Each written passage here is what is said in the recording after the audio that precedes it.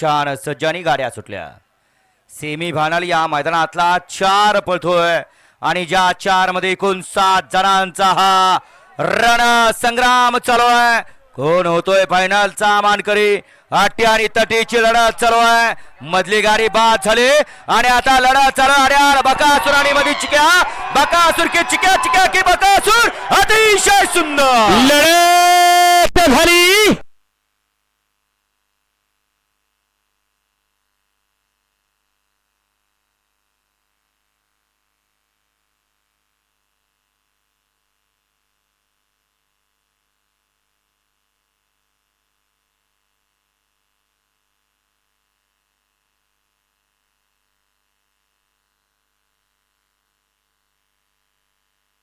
हा सोमा थोडस थांबा.